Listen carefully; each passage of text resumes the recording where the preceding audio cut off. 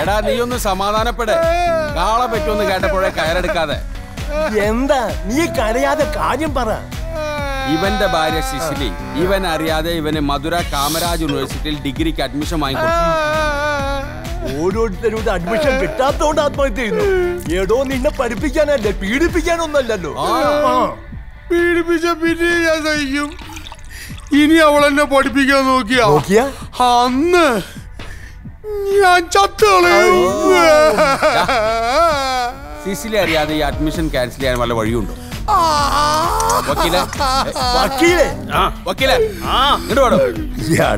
താൻ ആരോടെ എപ്പോഴും ഈ ഫോണിൽ ചൊല്ലിക്കൊണ്ടിരിക്കുന്നത്? എന്റെ സ്വന്തം ഭാര്യ യശോദ. ഈ വാട്സപ്പ് മെസ്സേജ് കണ്ടുപിടിച്ച ആരാണാവും? എപ്പോ വരും? ഇത് മാത്രമേ ഒക്കെ ചോദിക്കാനുള്ളൂ. മൊബൈലിൽ GPS ഉള്ള അതിലും വലിയ ഭാര്യ. എനിക്കാണെങ്കിൽ അവൾ ഉറങ്ങാതെ വീട്ടിൽ ചെന്ന് കയറാൻ പറ്റില്ല. ചത്ത കുതിരയും കൊണ്ട് ഓട്ടപ്പന്തയത്തിന് പോയേ അടങ്ങുന്ന ഒരേ വാശി. എന്നെ കിടത്തി ഉറക്കൂല. അവിടെ ഒരുത്തിക്കിപ്പോ എന്നെ തീരെ പിടിക്കുന്നില്ല. ഗ്ലാമർ പോരാ പോലും. അവൾക്കിപ്പോ എന്റെ പല്ല് മാറ്റി വെക്കണം. വയസ്സാം കാലത്ത് ജിമ്മിൽ പോയി സൽമാൻ ഖാനെ പോലെ 6 പാക്ക് ആക്കണം. മുണ്ടും ജുബിയൊക്കെ ഊരിക്കളഞ്ഞ് ടീഷർട്ടും ബർമുടയും ഇട്ട് യോയോ പിള്ളേരെ പോലെ 100cc ബൈക്കിൽ കെട്ടി നടക്കണം. ഇവളുമാരെ ഇങ്ങനെ കയറൂരി വിട്ട ഒടുവി നമ്മുടെ കാര്യം ഗതികേടിലാവും. ഞാൻ നോക്കിട്ടെ ഈ തോന്നിയാസം അവസാനിപ്പിക്കാൻ ഒറ്റ വഴിയേ ഉള്ളൂ. വെള്ളോടിയോ? Dark beat.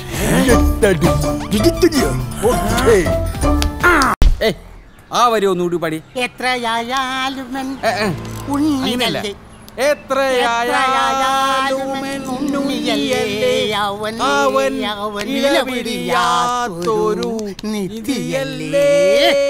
എന്റെ പുണ്യമല്ലേ. തന്റെ ഏമാനുണ്ടാകത്ത് അടിമാലിക്ക് പോയി. ഒരു നോക്ക് കാണുവാനൻ. ആരാണ് നീ? ഞാൻ SI വേലുത്തമ്പി. നീയോ? തമ്പിയോ? ജനമൈത്രി നഗറിൽ SI വേലുത്തമ്പിയുടെ വീട്ടില് ഇന്നലെ ഒരു കള്ളം കയറി. ആ ആള് ഞങ്ങളുടെ കസ്റ്റഡിയിലുണ്ട്. സൂത്രധാരൻ മുങ്ങിക്കളഞ്ഞു. താൻ തന്റെ ഏമാനോട് ചെന്ന് പറഞ്ഞേക്ക്. എവിടെ പോയി ഒളിച്ചാലും അയാളെ ഞാൻ പൊക്കും. ഒരു നോക്ക് കാണുവാനൻ ആത്മാവ് മോഹ. നീ അധികം മോഹിക്കല്ലേ. സാറെങ്ങനെ അകത്ത് കയറിയേ? ഞാനൊരു മാജിക് അക്കാഡമി തുടങ്ങുന്നുണ്ട്. നീ ചേരുന്നോ? അകത്ത് പോടാ. പോലീസ് സ്റ്റേഷൻ കളിവീടാക്കല്ലേ റാസ്കൽസ്. പിന്നൊരു കാര്യം, അവൾ ഉറങ്ങിയെന്ന് ഉറപ്പ് വരുത്തിയ ശേഷമേ അടിക്കാവൂ. 121. ഒരു പെണ്ണിനെ കെട്ടിയിട്ട് അടിക്കുന്നത് പാപമല്ലേ? ധർമ്മങ്ങൾക്ക് സ്ഥാനമില്ല. 125. ഇനി പറ, എന്തിനാ നിങ്ങളെ സേവിയറെ വേഷം കെട്ടിച്ചത്? വേഷം കെട്ടിച്ചെന്നോ? സേവിയറെ കള്ളും മൂന്തി ഏതാണ്ട് തമാശ കാണിച്ചതിന്? തമാശ. 150 കിലോ തൂക്കമുള്ള കരിമ്പോത്ത് പോലുള്ള സാധനത്തിന് കരിയും വാരി തേച്ച് വീട്ടിൽ കയറ്റി വിട്ടാണോ തമാശ കാണിക്കുന്നത്? സേവിയറിനെ ഞങ്ങൾക്കറിയാം. ഒരു കാര്യം ഒറ്റയ്ക്ക് ചെയ്യാനുള്ള ആംബിയർ ഒന്നും അയാൾക്കില്ല. നീ പറയണത് കേട്ടതൊന്നും ഞങ്ങൾ അത് ചെയ്യിച്ചെന്ന്. അഭിനയിച്ച് ബുദ്ധിമുട്ടണമെന്നില്ല. കൂട്ടുകാരനെ കാണണ്ടേ? ജനമൈത്രി നഗറിലെ കിടുകിടോ വിറപ്പിച്ച ഗൂണ്ട സിസിലി. ലൈറ്റ് ഓഫ് ചെയ്ത് കമ്പി വടി കൊണ്ട് സിമ്പിൾ ആയിട്ട് കൈയും കാലും തല്ലി ഒടിക്കുന്ന ഒരു കുഞ്ഞു കലാപരിപാടി. അങ്ങനെ പവനായി ശവമായി. ഇനി ഇത് ആവർത്തിച്ച നിങ്ങൾക്ക് ഞാൻ വെച്ചിട്ടുണ്ട്. എവിടെയാണ് സേവ്യറെ പിഴച്ചത്? സിസിലിയെ കണ്ടതും എനിക്ക് ഇടതും പലതും മാറിപ്പോയി. ഇതാ പറയുന്നത്, ക്ലച്ച് പിടിക്കണമെങ്കിൽ ഏതെങ്കിലും ഒരിടത്ത് ഉറച്ചു നിൽക്കണമെന്ന്. ഒന്നുകിൽ ഇടത് അല്ലെങ്കിൽ വലത്. പ്രത്യേകിച്ചും ഗുണ്ടകൾ. കേട്ടോടാ പൊട്ട.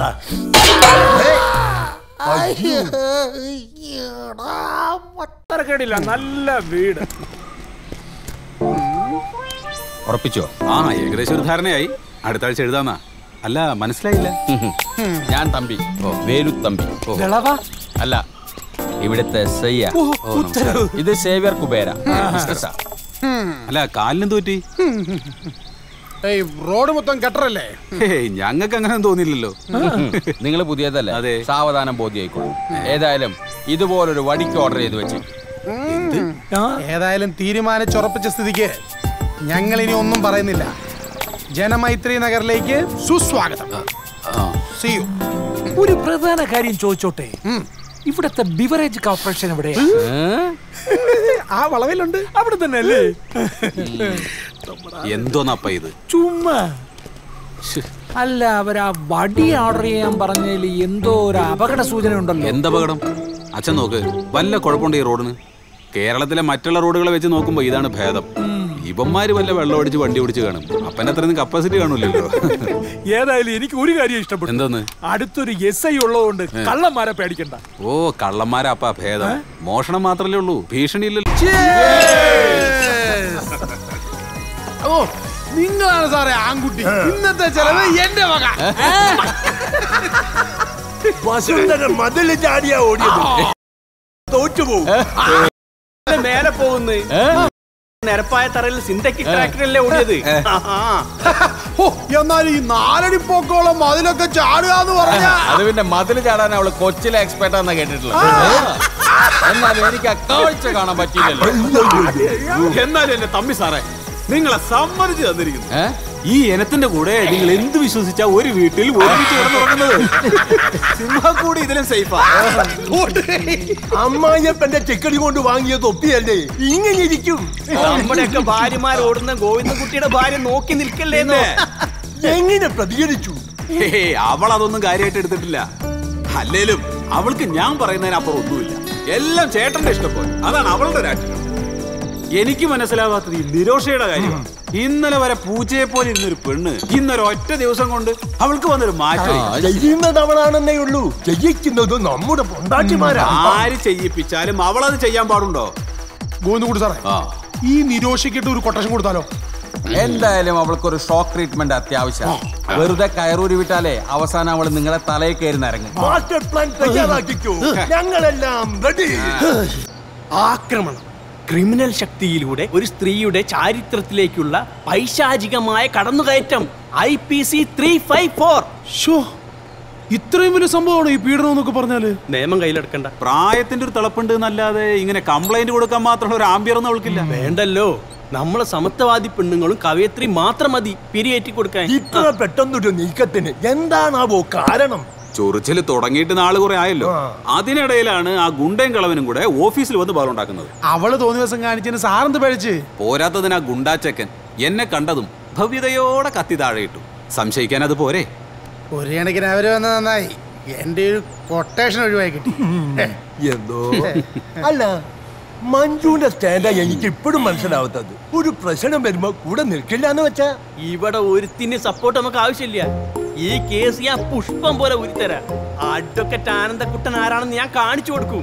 ഇത്രയും നാൾ നമ്മളെ മാനസികമായും ശാരീരികമായും പീഡിപ്പിച്ചതിന് ഒന്നൊന്നായി ഞാൻ കോടതിയിൽ അക്കമിട്ട് പകരം വീട്ടും. കോടതിയിൽ ഞാൻ ആള് പുലിയ. കേസ് അകമ്പുറം മറിയും, വാദി പ്രതിയാകും. പ്രജറി, സത്യവിരുദ്ധമായ വിവരങ്ങൾ നൽകി കോടതിയെ തെറ്റിദ്ധരിപ്പിക്കുക. IPC 193. നിരോഷ അഴിയെണ്ണും. സമത്വവാദി തെണ്ടികൾ കടന്ന് ഓടിത്തള്ളും. പോയ വഴിക്ക് പുല്ല് പോലും മുളയ്ക്കൂല.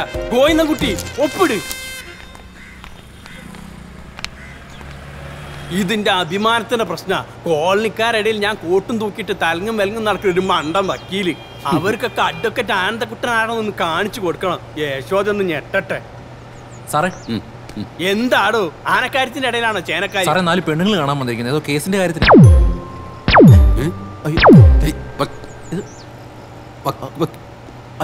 എന്നാലും എന്റെ കേശവ മാഷെ, നിങ്ങൾ ആ പട്ടിയുടെ പേരും പറഞ്ഞ് ഞങ്ങൾ ഇങ്ങനെ പറ്റിക്കാൻ പാടില്ലായിരുന്നു. എന്തൊരു മര്യാദക്കാരനാണ് ആ പട്ടി. ഞങ്ങൾ ഇങ്ങോട്ട് കയറി വരുമ്പോ തല പൊക്കി നോക്കുപോലെ ചെയ്തില്ല. അതിനല്ലേടോ ഇവൻ നമ്മളെക്കാളും വലിയ കീടമാ അവൻ. ഒരു കോട്ടടകത്ത് എന്ന പിന്നെ കൃത്യം 8 മണിക്കൂർ കാൽ പോലായി കിടന്നുറങ്ങും. ബീവറേജ് കോർപ്പറേഷന് സമ്പൂർണ്ണ മദ്യനിരോധനം വന്നാ പിന്നെ എന്റെ കാര്യം നിങ്ങൾ മറന്നേക്ക്. അതുകൊട്ടെ, ഇതെന്തിനാ ഈ ടൈം പീസ്? കൃത്യസമയത്ത് കൊടുത്തോളൂ. 5 മിനിറ്റ് തെറ്റിയ അപ്പ തല വെക്കും, പിന്നെ പിടിച്ചാ കിട്ടില്ല. അല്ല മാഷേ, നിങ്ങളെ ഭാര്യങ്ങാൻ ഇപ്പൊ ഇങ്ങോട്ട് കേറി വരുമോ? അവളുടെ അമ്മയ്ക്ക് നല്ല സുഖമില്ല, നാളെ രാവിലെ എത്തൂ. ആണോ? എന്നാ പിന്നെ അമ്മക്ക് അടിച്ചങ്ങോട്ട് പൊളിക്ക അല്ലേ? പിന്നെ ആ തമ്പിയും സേവിയറും ഇല്ലാണ്ട് പോയല്ലോ. ഇന്നലെ കൂടി സാറിന്റെ വീട്ടില് 2 പോലീസുകാർ വന്നിട്ട് പോകുന്നത് കണ്ടല്ലോ. വനിതാ കമ്മീഷനാ. ഇപ്പത് ശീലായി. എന്റെ കുട്ടി സാറേ, ഈ ഒടിഞ്ഞ വക്കീലിന്റെ വാക്കും കേട്ടോണ്ടിരുന്ന നിങ്ങളുടെ ജീവിതം കുട്ടിച്ചോറാകും. തൽക്കാലം ഒരു കോംപ്രമൈസ് ആയിരിക്കും ബുദ്ധി. 2 ചക്കര വർത്താനം പറഞ്ഞ് ആ വെള്ളച്ചില് പെണ്ണിനെ കൂടെ നിർത്തുക. കേസ് പിൻവലിച്ച ആ സെക്കൻഡ് പണി കൊടുക്കാം. ഓ ഇപ്പൊ അങ്ങനെയായില്ലേ? എന്നാ പിന്നെ നിങ്ങളെ പാടാ എന്താ ചെയ്തു? എനിക്ക് വയ്ക്കില്ലേ പണങ്ങൾ. അവൻ ഇത് കൊടുക്കാൻ സമയായി. അല്ല മാഷെ, ഞാനിത് കൊടുത്തോട്ടെ. എന്തായാലും ഒരു കുട്ടിക്ക് പാൽ കൊടുക്കാനുള്ള യോഗം യശോദയ്ക്ക് തന്നില്ല. ഒരു പട്ടിക്കെങ്കിലും കൊടുക്കാലോ. അവിടെ നിൽക്ക്. ഗ്ലാസിന്റെ മുകളിലേക്കൊന്നും വിടല്ലേ, അവളെന്നെ. ദീപക് മോനെ വാടാ, അച്ഛൻ പാല് തരാം. പല സ്വഭാവമാണ് ആ പെണ്ണിന്.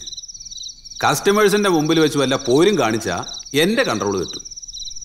ഏയ്, ബാങ്കിൽ വെച്ചിട്ട് വേണ്ട. പിന്നെ അവളെ ഫോണ് വിളിച്ചിട്ട് വീട്ടിൽ പോയി കാണും. ഇത്തിരി താണു കൊടുത്താലും കുഴപ്പമില്ല. പ്രാക്ടിക്കൽ.